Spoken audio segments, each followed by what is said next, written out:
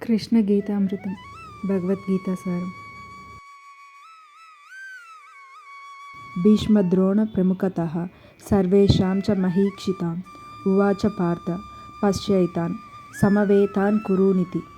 అర్థం: భీష్ముడు, ద్రోణుడు మొదలైన మహారాజుల సమక్షంలో రెండు సేనల మధ్య రథాన్ని నిలిపి శ్రీకృష్ణుడు అర్జునునితో ఇలా అన్నాడు: పార్థ, ఇక్కడ సమకూరున కురువులను చూడుము. భావం: శ్రీకృష్ణుడు అర్జునుడిని యుద్ధభూమిలో ఎదురుగా ఉన్నవారు ఎవరో తన కళ్ళతో చూడమని చెప్పాడు.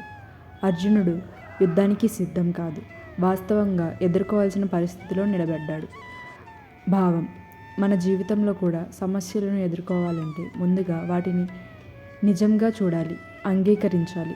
భగవంతుడు సమస్యల నుండి తప్పించడు, సమస్యలను ఎదుర్కొనే ధైర్యం, బుద్ధిని ఇస్తాడు. ఇది భగవద్గీత మొదటి అధ్యాయంలో 25వ శ్లోకం. మరో శ్లోకంతో రేపు కలుద్దాం. హరే కృష్ణ.